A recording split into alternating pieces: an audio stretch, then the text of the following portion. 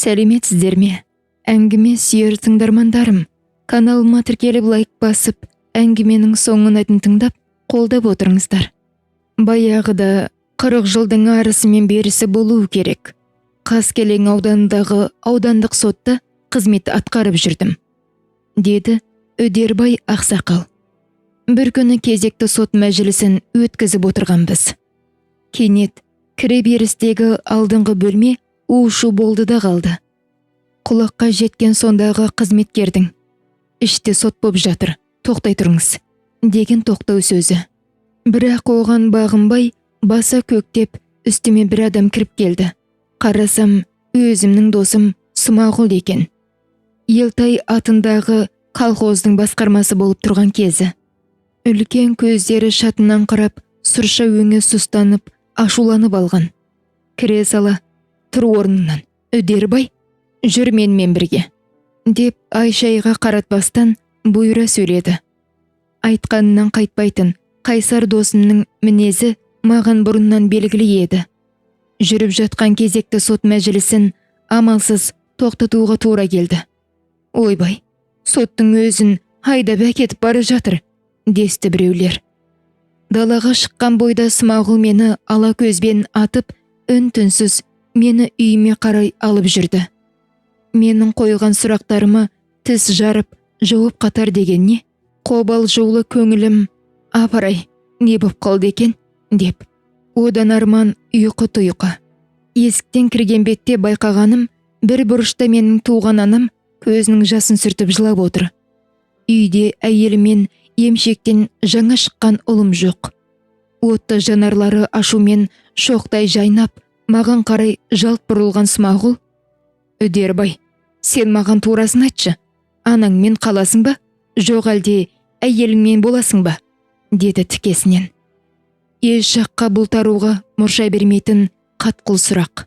Мен: "Не болды, Смеке, түсіндіріп айтсаңшы былай", деп жаймеңдеп келе жатыр едім. Смағұл құлақ асқан жоқ.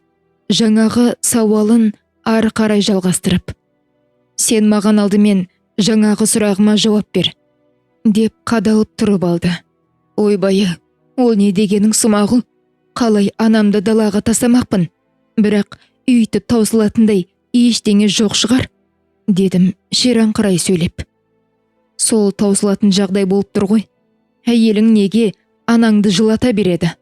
Олай болса, мұны анаңды жылатпай бақ, баға алмасаң, өзім қазір алып кетем, бағам", деді өктем дауыспен.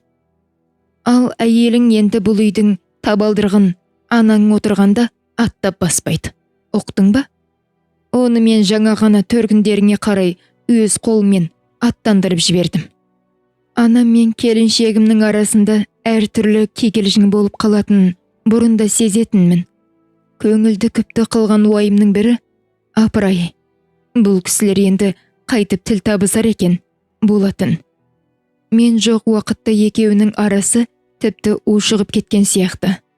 Бала кезден бірге өсіп, бауырдай болып кеткен адам емес пе Смағұл?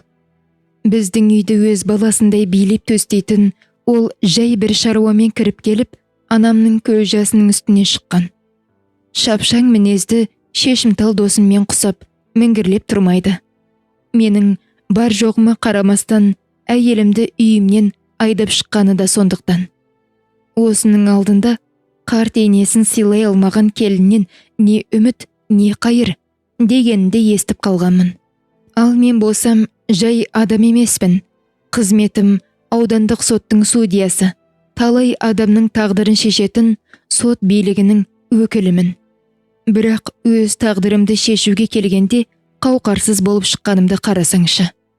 Содан бірер ай үйде анамыз екеуміз ғана тұрып жаттық. Бір күні: "Ауылға жүріп демалып қайт", деген соң Елтай атындағы колхозға қарай тартып кеттім. Біз шай ішіп бола бергенде есік алдына 3 ат жегілген жеңіл арба келіп тоқтай қалды. "Жүр, екеуміз бір жерге барып келейік", деді Смағұл. Мен үшін оның айтқаны қай уақытта да заң. Дереу жолға қамдандық. Бет алысымыз осы жерден онша қашық емес, Жармұхамбет деген ауыл. Смағұлдың көздеп келе жатқаны осындағы бір ағайындарының үйі екен. Біз ат басын тіреген шаңырақ иелері жасы үлкен адамдар екен. Мал сойып, дастархан жайып, бізді жылы шыраймен қарсы алып жатыр. Сол үйде таң атқанша қонақ болып демалдық. Қайтар кезде үй иелеріне қарап отырып Смағұл: «Аға, жеңге, менің сіздерге бір бұйымтайым бар», деп бір салмақты сөздің шетін шығарды. «Мына отырған менің досым Үдербай. Кешеден бері танысып біліп жатырсыздар. Жаман жігіт емес екенін де байқаған шығарсыздар. Айтайын дегенім, осы үйдегі менің қарындасым осы Үдербайды табыстырсақ, келіссеңіздер некесін қиып қоссақ деп едім. Қарындасының бақытты боларына, жыламасына мен кепілдік беремін», деді салған жерден тікесінен. Қазақшылық жолмен алыстан орағыда мәймеңкелеп жатпастан турасынан бір-ақ тартты. Бәріміз де селк ете түскендей болдық. Үй иелерін бұлай қойғанда, менің өзім Смағұлдың бұл ойынан мүлде бейхабармын. Айтып отырған әңгімесі жөнінде осы уақытқа шейін әмейім деп тіс жарса, не қыл дерсіз? Қай заманнан бері сырлас ескі дос болғаннан кейін, арнайы осы үйге келе жатқаннан кейін, ашып айтпаса да, ең құрығында түпкі ойын ептеп ишаралап қоюына болады ғой. Жоқ, тіпті көз қиығымен де сездіруге қажет деп таппаған сыңайлы. Айналадағы адамдардың икемге келгендерін үйіріп әкете беретін ежелден сыралғы Смағұл емес пе? Бірақ енді мені өмірімдегі шешуші сәтке байланысты дәл осылай билеп төстеп алып кетеді де, үш ұйықтасам түсіме кірсеші. Жүрегім дүрсілдей соғып, көзімді жыбылықтата берсем керек. Мына тосын ұсыныс меңдетіп жібергендей, дастархан иелері де ләм деп ауыз аша алмастан бір сәтке сілейіп қалған. Сенер-сенбестерін білмей айран асыр. Екеуінің де өңдерінде «Мына Смағұл шынын айтып отыр ма?» деген сұрақтың нышаны. Ойпыр-ай, ең құрығанда жол бойы қыз жайында тіс жарып бірдеме десейші, деймін мен іштей. Ананы-мынаны сөз етіп келе жаттық, бірақ ондай әңгіме тіпті ойымызға да келмеп еді ғой. Енді аяқ астынан Смағұлдың мынасы несі? Тіпті осы үйдің қызы бар екенін де білмеймін. Білмегендіктен көргенде емеспін. Ендеше Смағұл алдымен менің келісімімді алу керек қой. Үй иелерін былай қойып, менің өзім тіл ауыздан айырылып, меңірейген күйі отырып қалсам керек. Әлден уақыт өткеннен кейін барып, ең алдымен қыздың анасы ес жинағандай болды. «Жоқ, бермеймін», деді ол кісі бірден-ақ қарсы екендігін танытып. «Қызым әлі жас. Оның үстіне, қалай бұл аяқ астынан бере алмайым», деп бұл әңгіменің өзіне ұнамайтындығын сездірді. Оның үстіне деп айта алмай отырған ойының түбі белгілі. Қатын тастаған ересек еркекке қалай барады деп отыр. Сол екі арада есін жиып алды ғой дейм. Әңгімеге отағасы да араласып кетті. Алдымен ол әйеліне тиісті. «Жә, болды, күңкілдей бермей. Смағұл інім айтты ғой, Смағұл қашан бекер сөйлеуші еді. Менің қызым өзінің қарындасы, ал қарындасын нашар жігітке қоса қоймас. Рас, балаларды қосу деген қашанда ойланатын шаруа. Бірақ бұл арада сескенетін ештеңе байқап отырғам жоқ. Мен батамды бердім. Енді қырсықпай, сен де рұқсат бер», деді. Сосын әйеліне түйіліңкірей қарап. Қыздың шешесі болса басын тұқшита төмен қарап қалған. Тағы да бірдемен деп міңгірлей сөйлеп, иіліге қоймаған сыңай танытады. Қыздың маған қимай отырғаны анық. Қанша айтқанмен ана ғой, бірдемелерді қиыстыра алмай, ығын түсіне алмай отырғаны белгілі. Ең басты түйткіл жаңағы мәселе. Манағыдай емес, есін жинап, дауысын қатайыңқырап алған отағасы өзінің билігіне енді мінген сыңайлы. Бір жағынан Смағұлды ойын одан әрмен тиянақтап, қыз шешесін көндіру қамында. Сөзін дәлелдеп, тұздықтай сөйлеп отырып, отағасы екеуі ақырын бәйбішенің бетін бері қаратқандай болды. Сонымен не керек? Үй іші аяқ астынан абыр-сабыр болды да қалды. Қызды дереу киіндіріп, басына орамал жауып, жеңгелері далаға алып шыққалы жатыр. Ойпыр-ай, түрі қандай екен, деп жүрегім лүпілдеп барады. Арбамен қайтадан ауылға қарай бет алдық. Қыз басындағы орамалын көтерер емес. Бір қырындаған күйін, жүзін теріс беріп, мен жаққа мүлде бұрылмай қойды. Тап бір маған өкпелеп қалып, сонысын жаза алмай отырған адамдай. Үйінің алдына ат басын тірегеннен кейін Смағұл арбадан секіріп түсті де: «Неғып отырсың мыжырайып? Қанеки, бері жүр», деді баяғы өзінің өктем даусымен. Онсыз да бүкіл ырқымды билеп алған жолдасыма қайдан қарсы келмекпін? Айтқанын орындап, лыпылдай жүгірем. Қораның ішіне кіріп екеуміз алдымен бір ауыр флягты арбаның үстіне орнаттық. Азық-түлік салынған қапшықтарды да сүйрелеп жүрміз. Ең ақырында бір семіз ісекті іркілдетіп қорадан шығардық. Сонымен тиелген жүк шағын арбаның жерендігінен асып толып кетті. Смағұл дертедегі аттың басын өзі жетектеп әкеліп, бетімізді жолға қарай салып жіберді де, игі тілегін айтып қала берді. Байқаймын, тиегеніміздің бәрі де тойға қажетті жабдықтар. Маған осының бәрі түс сияқты. Ойда жоқта аяқ астынан «Мынау келіншегің» деп бір қызды қасыма отырғызып қойса, ол аз болғандай өз ауылына келіп, арбама қаншама заттарды тиеп берсе, қалай есіңнен танбассың? Өзіме өзімнің келе бастаған сәтім қызбен оңаша қалғаннан кейін барып қана жан-жағыма айналақтап қарап қоям. Шынында да маңайымызда екеумізден басқа жан баласы жоқ. Содан темір жолдан өтіп, селекцияның ғылыми тәжірибелер жасалатын алқап, қалың ағаштарының арасына да кірдік. Осы араға келгенде ғана есімді жинаңқырап, сабама түстім-ау деймін. Не де болса деп көлікті тоқтаттым.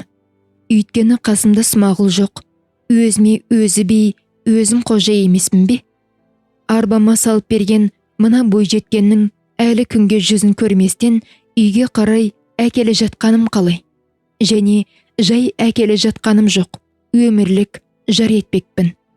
Ендеше тым құрығында қандай адамға үйленгелі жатқанымды білуім керек емес пе? Өзім өңін көрмей тұрып, қалайша үйге келін етіп кіргізбекпін? Жүзін көрмегеннен кейін адам неше түрлі ойға келеді ғой. Менің шақшадай басымды шарлап шарадай қылып жүрген ойдың жалпы нобайы мынандай еді. Өңі қандай екен, мінезі, қылығы көңіліме қонама? Өзі жөн білмейтін болса, әрі оның үстіне өзі көріксіз болып шықса ше. Қаншалықты құлай сенсем де, Смағұл досым көңіл күйінің ырқында жүріп, маған әшейін басы бос, балпы аяқ қыздардың бірін қоса салса қайттым. Онда Құдайдың төбеден ұрғаны да, достың көңіліне қараған дұрыс қой, бірақ қанша айтқан мен өзім тұратын әйел алдымен өзіме ұнау керек емес пе? Қойшы әйтеуір, не керек, үйге апармай тұрып, осы айдалада мәселенің неге ашып алмаймын? Неге өзім көз жеткізбейм? Құдай бетін ары қылсын. Егерде бар ғой, ұнамай жатса, мүмкін осы арадан-ақ аттың басын арбасымен қосып кері бұрмаймын ба? Қой, басын ашып алайын, таза масқара болмай тұрғанда. Мына қызықты қараңыз. Өзім қалыңдық ретінде үйіме алып келе жатқан қызға осы арада мен өмірімде бірінші рет тіл қатқалы тұрмын. Осы ойға бекіндім де, ойыма бар батылдығымда жинап алып, қызға былай дедім. Қарындас, дедім тамағымды жөткірінен кенеп алып, қызға таман тағай түсіп. Бетіңді аш, екеуміз танысайық. Құдай қосса енді екеуміз ерлі зайыпты боламыз. Көмейіме келіп іркіліп қалған үлкен атаның ұлықсатын берді ғой. деген сөз. Оны айтып жіберуге жібермей тұрған мынадан ішімде арпалысып келе жатқан жаңағыдай күдікті ой. Түрінен ат үркейтіндей болса, онда қыздың маған керегі не? Содан қыз басындағы орамалын ақырын сыпырып түсірді де маған жасқана қарады. Өңіне көз қиығымен түсуі сол екен, бүлк ете түскен жүрегім сабырға бой берместен аттай тулап әлде қайда ала жөнелгені. Мынау болмас, мына бітім мені іштен кеміріп келе жатқан шүбәйлі ойларымды бір демде-ақ дүрсілкіндіріп ұшырып жібергендей болды. Бір сәт көз алдым қарауытып кеткен сияқтанды. Ауа жетпей қалғандай екі қолымды ебедейсіз ербең еткіздім-ау деймін. Басым айналып құлап қалмағаныма шүкір. Сонымен не болды дейсіз ғой? Менің алдымда сопақшалау ақ құба жүзді, қарақаттай үлкен отты көзді, қырмұрыны сәл кішірек біткен, қып-қызыл қалыңдау еріні сүйкімді бойжеткен тұр. Сүйкімдің не? Мен ойлағаннан да арман мөлдіреген жас сұлу. Мынадай қызды жар еткен жігітте сірә арман бар мекен? Әдетте сұлу қыздар кердең, паң, пышақтың жүзінде өткір болып келеді ғой. Ал менің қалыңдығым енді ешкімнен қысылып қымтырылмастан менің қалыңдығым деп айтайыншы. Өзі сондай ажарлы жан болғанына қарамастан адамға жасқана қарайтын бір түрлі ұяңдау. Екеуміз арбадан түстікте бақты аралап біраз жүрдік. Бір-бірімізбен жете танысып әңгімелестік. Әңгімелесіп біліскен сайын төбем көкке екі-ақ елі жетпей барады. Енді кідіріп тұрудың қажеті не? Үйдегі анамды қуанту үшін дереу жүріп кеттік.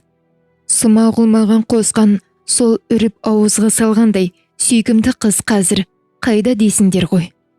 Ол жағын ойлап бастарыңды тым қатыра бермеңдер. Сол сұлу қыз мына алдарыңда отырған жеңгелерің Бүбіш. Құдайға тәуба, ұлды қыз аралас 5-6 балам бар. Тату-тәтті өмір сүріп келеміз, деп Үдербай ақсақал әңгімесін аяқтады да, мардым сынған пішінімен қонақтарына жағалай қарады. Осындай аяулы жар тауып беріп, бүкіл бір әулетке ғұмырға жетер қуаныш сыйлап кеткен Смағұл ағай бұл күнде өмірде жоқ. Мынандай тосын оқиғаға қатты әсерленіп кеткен қонақтардың бірі, Алла жарықтығай, әруағы риза болсын, деп бет сипап еді.